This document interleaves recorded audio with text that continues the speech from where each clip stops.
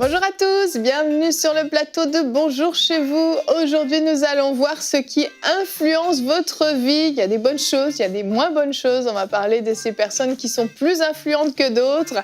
Et exceptionnellement, nous avons le privilège d'être 3 sur ce plateau. 3 chroniqueurs, oui. On a tellement plus l'habitude d'être aussi nombreux, mais vous êtes un couple marié, donc c'est formidable. Vous vivez sur le même toit, vous pouvez être l'un à côté de l'autre. Pas de distanciation, ok. Effectivement, c'est bon. Je confirme. 16 ans 18. 18, je vais vous enlever 2 ans. Majeur et vacciné. On est majeur et vacciné.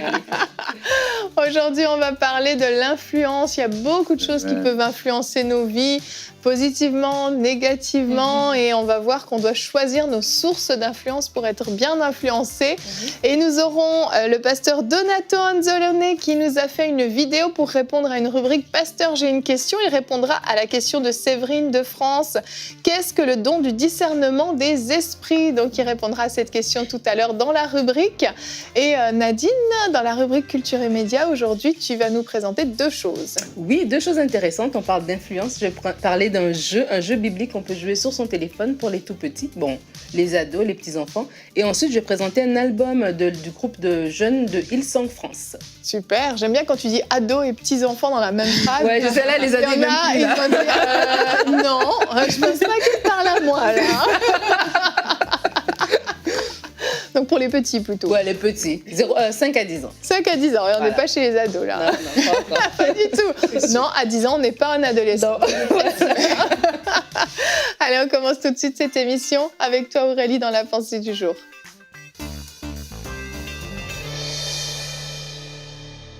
Le grand pouvoir de l'influence, c'est le titre de cette pensée du jour. Et lorsqu'on parle d'influence, c'est un terme qui est utilisé pour désigner l'action volontaire ou non exercée sur quelqu'un ou sur quelque chose. Alors derrière cette notion d'influence, il y a un but qui est celui d'orienter les comportements, les attitudes ou même les actions des personnes. Alors lorsqu'on pose une question comme celle qu'on a posée aujourd'hui dans le cadre de cette pensée ou même de cette émission, qu'est-ce qui influence votre vie? Il ne faut pas répondre trop vite. Il faut vraiment prendre le temps de se poser et d'observer véritablement et vous dire, par exemple, derrière chaque décision, est-ce que c'est vraiment le Saint-Esprit qui m'influence? Est-ce que c'est vraiment la parole de Dieu? Est-ce que je suis sous bonne influence ou alors je me laisse influencer par d'autres choses? Le pouvoir de l'influence est tellement subtil parce qu'on croit parfois qu'on fait bien, qu'on est influencé par des bonnes choses. Pourtant, ce n'est pas toujours le cas. Et aujourd'hui, on a plusieurs métiers. On a le métier d'influenceur qui est connu dans le monde. Il y en a plusieurs. Mais notre meilleur influenceur, c'est le Saint-Esprit. Alors, 2 choses qu'on peut voir en parlant d'influence, c'est on finit toujours par ressembler à ce qui nous influence. Ça, c'est la chose numéro 1. On finit toujours par ressembler à ce qui nous influence. Et la parole de Dieu nous le démontre à plusieurs égards. Dans 1 Corinthiens 15, au verset 33, la Bible dit « Ne vous y trompez pas, les mauvaises compagnies corrompent les bonnes mœurs. » Et si la Bible dit « ne vous y trompez pas », ça veut dire que c'est sûr, à coup sûr, dès l'instant où vous associez à une mauvaise compagnie, elle va vous corrompre négativement, donc elle va vous influencer négativement. Dans Proverbe 13 au verset 20, la parole de Dieu dit « Celui qui fréquente les sages devient sage ». Donc on est le résultat de ce à quoi on s'associe, ce à quoi on est en contact. C'est ça qui nous influence au point où même notre sagesse peut augmenter. La deuxième chose qu'on peut voir par rapport au pouvoir de l'influence, c'est qu'on finit toujours par poser des actions ou à ne pas poser des actions sur la base de ce qui nous influence. Le contexte peut vous influencer, la télévision peut vous influencer, la culture peut vous influencer, les gens peuvent vous influencer et ça devient dangereux lorsque ces influences s'opposent à la parole de Dieu. Dans la Bible, on voit le cas de Aaron. Aaron a été influencé par la pression du peuple et il a construit le veau d'or. Mais ça, c'était vraiment complètement opposé à la parole de Dieu. On voit aussi le cas des Galates qui ont été influencés par des personnes qui les détournaient de l'évangile. Et on sait que Paul n'a pas apprécié ça. Donc, il faut toujours qu'on se dise, je ne me laisserai pas influencer par tout ce qui a la capacité ou le pouvoir de me détourner de l'évangile. Alors, j'ai des questions à vous poser aujourd'hui. C'est pourquoi est-ce que vous n'arrivez pas, par exemple, à poser cet acte de foi, mais c'est parce que vous êtes influencé par quelque chose qui défie la parole de Dieu. Pourquoi est-ce que on n'arrive pas à faire ou à réaliser certaines choses où on transporte des choses du passé? C'est parce que ces choses du passé ont encore une influence dans notre vie. Mais aujourd'hui, c'est un jour pour briser ces influences et se mettre sous influence, l'influence la plus grande qui est celle du Saint-Esprit, accepter ce pouvoir et vraiment, à coup sûr, lorsqu'on est sous l'influence du Saint-Esprit, on domine les situations, on domine les circonstances et on est le mieux influencé possible. Amen. Amen. Merci Aurélie. Quand je t'écoutais, ça me faisait penser à une amie à moi qui a un petit garçon qui a 6 ou 7 ans, je ne sais plus exactement. Il est super précoce, il lit déjà extrêmement bien. Il lit beaucoup plus vite que moi d'ailleurs. Et il lit énormément. Elle n'est pas très télévision, donc par contre, elle est OK, il lit des livres, c'est super. Il passe beaucoup de temps à lire des livres, c'est génial. Mais en fait, elle m'a fait remarquer que les livres qu'il lit l'influencent énormément. Il a changé d'attitude à la maison, il a changé de comportement, et il a, même dans son vocabulaire, dans sa façon d'être, etc. Puis elle m'a dit, en fait, je pense que je vais vraiment devoir faire très, très attention à ses lectures parce que je réalise qu'il est vraiment influençable. Et quand elle me disait ça, je me suis dit, c'est marrant comment quelque chose qui a l'air très anodin, un livre, un enfant de 6-7 ans qui passe ses journées à lire, on va pas se dire, oh, attention. Et nous, en tant qu'adultes, parfois, il y a des choses qui sont des sources d'influence extérieure, des influences négatives, mais on les voit pas, en fait. On n'est pas attentif. On a l'impression que c'est anodin, que c'est innocent, ça fait rien du tout. Et en réalité, ça vient petit à petit déposer des choses en nous qui vont influencer, pas toujours dans notre attitude, mais ça va commencer par nos pensées. Ça vient déposer des raisonnements, des pensées, des manières de fonctionner qui petit à petit descendent, et ça en fait des vérités, des acquis en nous qui vont finalement influencer notre attitude, notre comportement, notre foi même, etc. Et ce qui est dangereux, c'est lorsque ça en fait des dominations, tu vois, des raisonnements qui sont tellement ancrés, voilà, c'est ça, des forteresses, qui sont tellement ancrés au-dedans que toutes les décisions sont prises dans cette direction-là, mais tellement c'est ancré que tu ne réalises même plus en fait que ça vient d'une influence. C'est pour ça que, comme je disais, il faut pas répondre très vite à ce genre de questions. J'ai bien aimé. Il faut vraiment s'arrêter pour dire, est-ce que c'est vraiment le Saint-Esprit qui m'influence moi?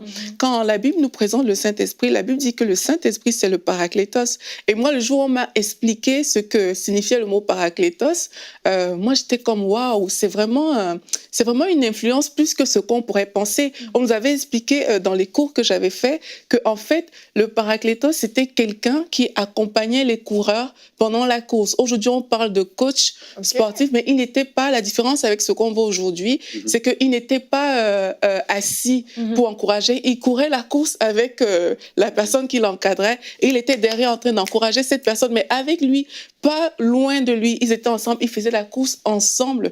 Et c'est ça, en fait, cette notion de Paraclétos. Et là, j'étais comme, mais c'est ça. Ça veut dire que le Saint-Esprit, lui, il doit tellement t'influencer que il est pas loin, toi tu fais ta part, lui il fait pour lui et il te parle à distance, non, mais à deux vous vivez votre vie, à deux vous courez votre course et c'est ça qui fait que tous les aspects de ta vie, en fait, sont couverts par le Saint-Esprit. Moi, quand j'ai découvert ça, j'étais comme, oh Seigneur, mais c'est ce que tu es venu faire dans notre vie. Amen. Tu es venu être connecté à nous, mais à chaque instant. Mais aujourd'hui, on peut se dire, ah oui, mais moi, je suis influencé par la parole de Dieu, mais tu ne lis jamais la Bible. Comment est-ce que tu peux dire que je suis influencée par la parole de Dieu si tu ne lis jamais la Bible? Tu es en train de te prêcher des mensonges. C'est ça, des choses fausses, en fait. Et c'est pas ce qu'on veut pour notre vie. Exact. Et j'ai vraiment aimé ta pensée au début quand tu as dit de prendre le temps de s'arrêter. Et c'est vrai qu'on peut répondre rapidement que non, c'est la parole de Dieu qui m'influence. Mais quand on comprend qu'il y a des personnes, en fait, tu as parlé des influenceurs, que l'influence, elle est tellement subtile. Et comme tu disais, Yveline, dans ton intervention, c'est que je peux avoir entendu quelque chose aujourd'hui, mais ça va se démontrer peut-être dans 2 ans, peut-être dans 3 ans, ça va se démontrer dans une réaction à un moment donné. Et lorsqu'on va remonter le fil, on va voir que, ah tiens, cette réaction-là ou cette manière de penser, elle provient de ça. Et ça, et vraiment, j'ai juste envie d'ouvrir une parenthèse par rapport aux réseaux sociaux. Tu as parlé des influenceurs. Il y a des gens qui sont vraiment, c'est leur travail de dire, OK, comment est-ce que je peux disposer les choses? Si tu regardes une photo et d'une personne, la façon dont elle est habillée, la luminosité, la façon dont les choses sont mises, quelque part, elle t'envoie un message. Et toi, tu te dis, je dois reproduire ça chez moi. Et c'est vraiment subtil dans des petites choses. On peut t'influencer pour acheter des choses que tout d'un coup, tu te retrouves. C'est une technique. Tu te retrouves à avoir des besoins, entre guillemets, ou des envies de posséder des choses que tu n'avais pas envie la veille. Mais pourquoi? Parce que ça t'a été suggéré, tu vois. Et c'est ça aussi de l'influence. L'influence va être au niveau de nos réactions, au niveau spirituel et tout, mais même dans la vie de tous les jours, dans nos dépenses, dans notre façon de fonctionner, il y a aussi ce travail-là qui est fait. Et c'est important de se dire, je ne veux pas être un pantin, voilà, qui va juste agir selon ce que la mode d'aujourd'hui qui va m'influencer. Mais vraiment, je veux faire ce partenariat avec le Seigneur pour que chaque jour, que ce soit dans ma façon de réagir avec mes enfants, dans mes achats, dans mon raisonnement, mais que vraiment l'influence en arrière soit celle de Jésus et de personne d'autre. Et en réalité, en fait, personne ne sait ce qui l'influence. On pense qu'on sait, mais on ne sait pas. C'est que je crois que c'est le Dieu lui-même qui peut jeter la lumière. Moi, mon verset favori de la Bible, c'est dit, par ta lumière, nous voyons la lumière. Parce que nous pensons parfois que nous sommes dans la lumière, mais nous n'y sommes pas. Il n'y a que Dieu qui peut commencer à pointer. Parce que moi, je peux penser que oui, c'est les médias sociaux. Oui, ça peut être une source d'influence. Mais Dieu lui-même s'est pointé dans différents domaines de ma vie. D'où vient ta source d'influence? Quel est le courant dans lequel tu es? Je crois que c'est important d'inviter maintenant nos auditeurs à faire cet exercice-là, de demander à Dieu. Ne demandez pas à Dieu du pain, des vêtements, mais demande à Dieu de te montrer. Seigneur, je dis que c'est ta parole qui m'influence, mais montre-moi en réalité quelles sont les sources d'influence dans ma vie, au niveau de mon vêtement, au niveau de mes amitiés, au niveau de mes valeurs. Seigneur, montre-moi. Quand on fait ce genre de prière, il y a des types de prières comme ça que Dieu exauce rapidement. Dieu va nous montrer, il va nous pointer à un moment donné. Et là, maintenant, c'est là qu'on peut rentrer dans un bon travail de déraciner maintenant ce qui fait que je n'ai pas une bonne source d'influence. C'est pas normal que je ne parviens pas à mémoriser la parole, je parviens pas, mais pour d'autres choses, je suis zélé. Mais si Dieu ne pointe pas, à ce moment-là, je risque d'aller dans la mauvaise direction. Et c'est important que Dieu puisse vous éclairer, Dieu puisse montrer par sa lumière, avec son amour, ce qui est une source d'influence dans notre vie. Oui, c'est pour ça qu'il faut prier pour dire à Dieu, Seigneur, que ton règne vienne dans ma vie. Ça veut dire que ton influence, en fait, soit ce qui influence ma vie. Et il y a des personnes, justement, qui savent que, voilà, cette relation, elle n'est pas bonne pour moi. Tu n'as pas besoin de réfléchir 10 000 fois. Tu sais que c'est une mauvaise source d'influence, mais qui ont du mal. Il y a des personnes, qu'on dit des personnes influençables, qu'elles-mêmes, quand elles se regardent, elles disent, je suis trop influençable. Quand je vois mes amis faire ça, je sais que c'est mal, mais j'y vais. Mais face à ces personnes-là aussi, j'ai envie de dire que vous n'êtes pas dépourvus, vous n'êtes pas laissés pour compte. Comme Pasteur Omer a dit, il suffit de se tenir devant Dieu et de dire, Seigneur, je veux que ça change. À l'époque, moi, quand j'ai donné ma vie au Seigneur, j'aimais tellement sortir le soir avec mes amis que j'allais toujours, ils m'influençaient. Mais un jour, quand j'ai dit non, maintenant c'est fini, j'ai vu que j'avais comme brisé le pouvoir de cette influence, parce que tu penses, quand tu penses parfois que c'est trop lourd, c'est trop dur, mais je veux dire à quelqu'un aujourd'hui qui est influencé par des mauvaises choses, de juste réaliser que c'est pas difficile de prendre cette décision. Le premier jour, ça va vous sembler être comme une grosse montagne que vous avez prise, mais juste en décidant de se mettre sous le règne de Dieu et de dire, Seigneur, que ton règne vienne dans ma vie, ça va écarter beaucoup de choses. Ça va mettre la lumière, comme Pasteur Omer a dit, à beaucoup de niveaux. Et si l'influence vient aussi, parce qu'il y a des influences qui viennent aussi des pressions de l'entourage, que voilà, j'en peux plus, mes parents, ils disent ci, ils disent ça, je suis tellement sous pression que c'est ça qui influence mes décisions. Et c'est tellement dangereux lorsque la pression outrepasse la parole de Dieu, où tu sais que Dieu veut t'amener dans un sens, mais à cause de la pression, je laisse faire. C'est là où ça devient vraiment dangereux. Donc c'est important de se dire, moi je choisis, peu importe ce qui arrive, de me mettre sous le règne de Jésus-Christ. Je veux souligner l'importance, comme Aurélie a dit, de se mettre devant Dieu. Lorsque je me suis donné vraiment au Seigneur, moi, c'était la musique. La musique avait une influence, surtout la musique d'un certain chanteur que je ne citerai pas. Mais je venais de recevoir le baptême du Saint-Esprit. Je suis rentré ce matin-là dans ma chambre, je ne l'oublierai jamais. J'ai prié, puis j'ai dit à Dieu, il faut que tu fasses quelque chose. Puis c'est incroyable ce que le Seigneur a fait. J'ai vraiment senti une main qui avait une paire de ciseaux. Clac, on a coupé. Depuis ce temps-là, vous pouvez la mettre, même si je suis là. Je peux même pas la mémoriser, ça rentre pas. C'est comme un poisson qui peut pas se noyer dans l'eau, quoi. Voilà. Et je crois que oui, c'est important d'aller devant Dieu et de se mettre. Et je reviens au domaine même de l'influence de la famille, l'influence des parents. Il faut parfois mettre ça devant Dieu parce que vous risquez de faire un choix qui va vous conduire parfois dans une mauvaise direction, surtout quand ce choix n'est pas fait selon la parole de Dieu. Mais mettez-vous devant Dieu et je crois que Dieu a cette capacité. Il l'a fait pour moi, il l'a fait pour Aurélie, il l'a fait pour Nadine, il l'a fait pour Evelyne. Il peut le faire pour vous. Ne pensez pas que c'est impossible, mais tout commence par votre désir et d'aller devant Dieu, dire à Dieu, je ne peux pas par moi-même. Fais-le, Seigneur, et Dieu va le faire pour vous. Et quand Dieu va ouvrir une porte, j'encourage les patients vraiment à renoncer. Faites l'exercice, je renonce à ma façon de penser. Voilà. Je renonce à mon environnement, n'est pas ce qui va déterminer, qui va m'influencer pour postuler à un travail. Je ne vais pas me limiter à mon environnement, je renonce à ces choses-là. Je choisis que c'est la parole de Dieu qui m'influence. Je choisis de voir des miracles, parce que c'est de ça qu'on parle aussi. C'est que, pourquoi est-ce que je ne peux pas croire aux miracles? Parce que je suis influencée par des pensées d'incrédulité. Donc je choisis vraiment de renoncer à tout ce qui pourrait être contraire à la parole de Dieu et vraiment, comme Pasteur Omar a dit, à me mettre sous la dépendance complète du Saint-Esprit. Amen. Et juste à rajouter un petit point, parce que vous êtes en train de parler, puis je sens vraiment de le dire aussi, par rapport au couple.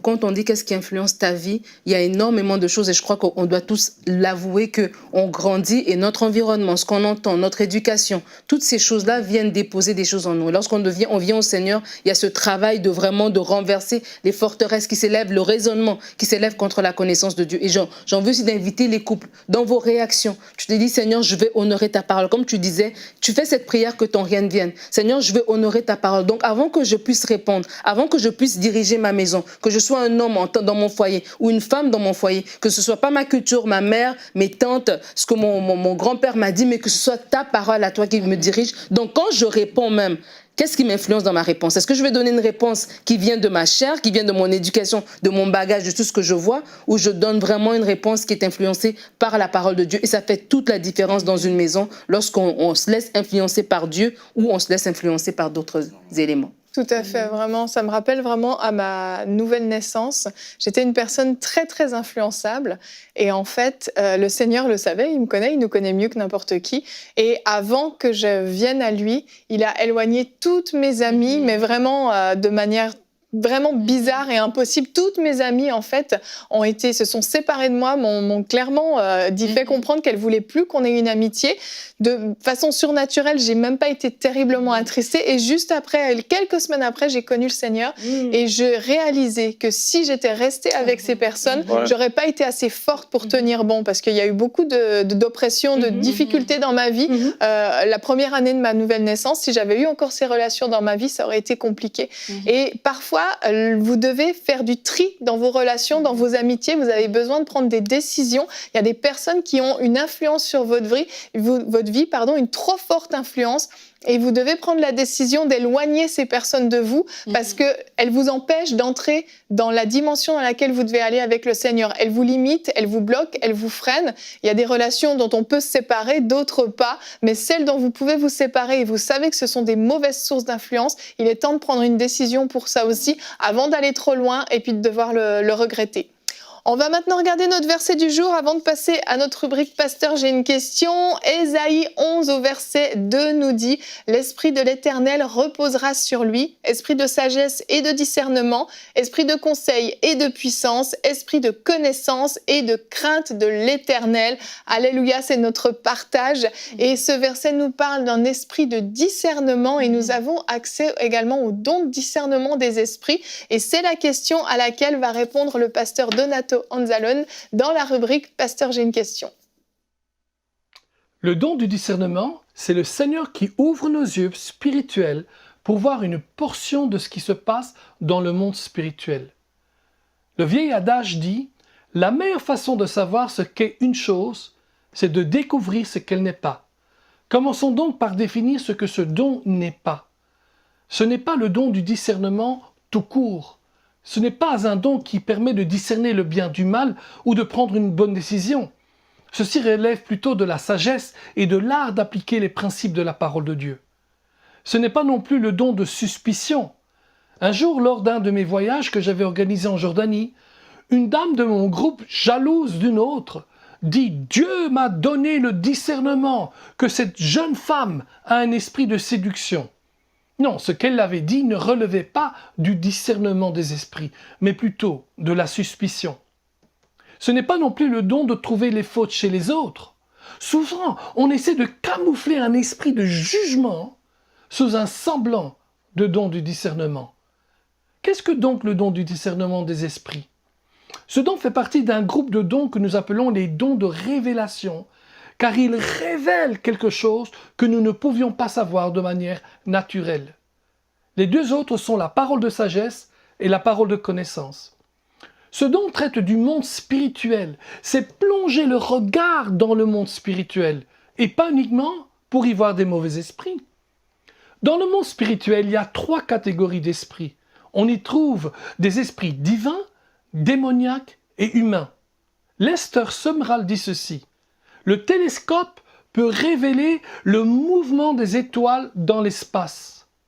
Le microscope peut mettre en lumière les mystères complexes de la vie microscopique. Dans le domaine des affaires humaines, le don du discernement des esprits peut pénétrer jusqu'à l'âme et l'esprit d'une personne. Voyez-vous, le discernement des esprits, c'est la capacité de voir ou d'entendre dans le monde des esprits. Il révèle également le type d'esprit qui est à l'œuvre derrière une manifestation surnaturelle. Voyons donc quelques exemples dans la Bible. Tout d'abord pour ce qui est divin. L'apôtre Jean rapporte dans l'Apocalypse un épisode de sa vie lorsqu'il était sur l'île de Patmos et il y vit l'Esprit de Dieu comme 7 esprits devant le trône de Dieu. Il a reçu une révélation surnaturelle des 7 aspects de l'Esprit de Dieu. Dans le domaine démoniaque, toute manifestation surnaturelle n'est pas nécessairement une manifestation de l'Esprit de Dieu. En fait, beaucoup de choses qui nous semblent miraculeuses ou surnaturelles ne viennent pas de Dieu. Satan est aussi un être spirituel. Il est le père du mensonge et aussi expert en contrefaçon. Et son influence affecte puissamment notre monde naturel. Dans Acte 16, une dame qui suivait Paul et Barnabas hurlait « Ces hommes sont les serviteurs du Dieu très haut et ils nous annoncent le chemin du salut. » Bien que ces paroles étaient vraies, ce n'était pas par l'Esprit de Dieu qu'elle parlait. Et au bout de quelques jours, par le don du discernement des esprits, Paul s'aperçut que ce qui opérait derrière cette dame n'était pas le Saint-Esprit, mais un mauvais esprit, un esprit de python et de divination. Alors il ordonna au mauvais esprit de sortir de cette jeune fille, et elle fut délivrée. Aussi dans le domaine des humains, à Samarie, l'apôtre Pierre impose les mains sur les croyants pour qu'ils reçoivent le baptême dans le Saint-Esprit. Là, un ex-magicien ayant reçu le Seigneur, Simon, demande d'obtenir cette même puissance pour baptiser les gens dans le Saint-Esprit. Dans un sens, quoi de plus naturel que de vouloir aider aussi les autres? Mais Pierre ne se précipita pas. Au contraire, il perçut dans son esprit que les intentions du cœur de Simon n'étaient pas pures. Et il dit, « Tu n'as ni part ni héritage dans cette affaire, car ton cœur n'est pas droit devant Dieu. » Par le don du discernement, on peut voir directement dans l'esprit de l'homme et saisir ce qui ne va pas. Plusieurs fois, en priant pour les gens, le Seigneur m'a permis de voir dans le monde spirituel. J'ai pu voir ce qui causait telle ou telle maladie, pourquoi telle ou telle personne vivait dans la défaite. J'ai pu aussi saisir les pensées du cœur de certaines personnes Et ceci m'est permis d'exercer avec efficacité le ministère pour aider ces gens. Et ceci est valable pour chacun d'entre nous. À bientôt. Merci beaucoup, Pasteur Donato. C'est toujours un plaisir de vous entendre et merci d'avoir pris le temps de répondre à cette question. Si vous aussi à la maison, vous vous posez des questions, vous pouvez nous écrire à l'adresse pasteurj'ainequestion@emcitv.com. On enchaîne avec toi, Nadine, dans la rubrique Culture et Médias. Alors aujourd'hui, Evelyne, on parle d'influence et j'ai envie de présenter deux choses pour nos jeunes et nos moins jeunes. Non, et nos plus jeunes, pardon. On va parler d'abord du Petit Poisson Puissant, qui est un jeu qui est disponible sur Android. Et on va regarder tout de suite une vidéo de présentation.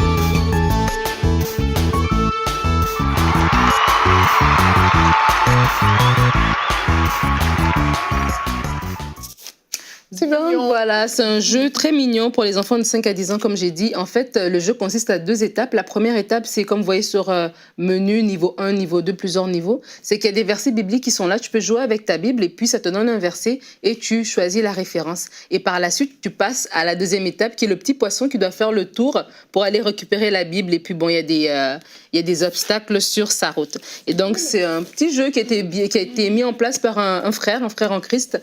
Et donc, c'est disponible sur Google Play pour les personnes qui ont des Android.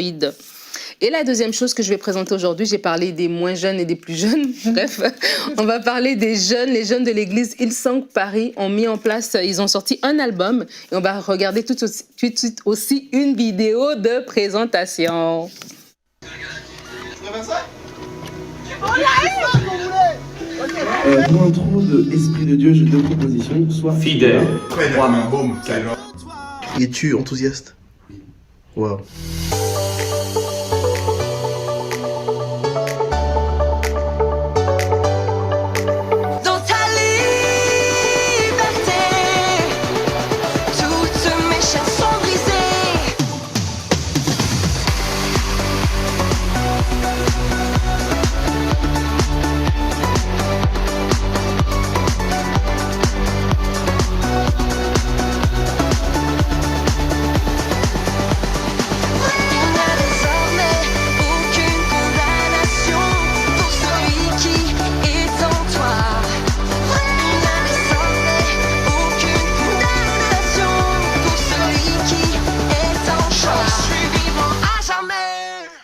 Alors, c'est un album qui est disponible voilà, sur le site de Hillsong France et c'est 10 chants. Vous pouvez en fait télécharger. Ce qui est bien, c'est que vous pouvez télécharger les paroles et les accords directement, gratuitement sur leur site. Et le leader du groupe a dit quelque chose que je voulais pouvoir citer. Maxime Jean-Louis s'appelle. Il dit « Nous prions que ces chants puissent toucher la jeune génération, mais également l'Église francophone dans son ensemble à ces temps difficiles au niveau mondial et faire briller la lumière d'espoir de Jésus-Christ. » Ça fait du bien qu'on entend des jeunes dire des choses pareilles et puis on encourage les jeunes à se laisser influencer par la parole de Dieu. Amen. Merci Nadine et merci à vous tous. Merci aussi à vous qui nous avez suivis. Nous allons nous retrouver demain. Notre thème sera « Attends-toi aux surprises du Seigneur » et nous aurons la rubrique « C'est mon histoire » avec Lisa qui est venue nous raconter son témoignage. Vous allez voir comment de athée avec des pensées fortement suicidaires, elle est devenue enfant de Dieu remplie de joie et de paix. Allez, on se retrouve demain. Bonjour chez vous.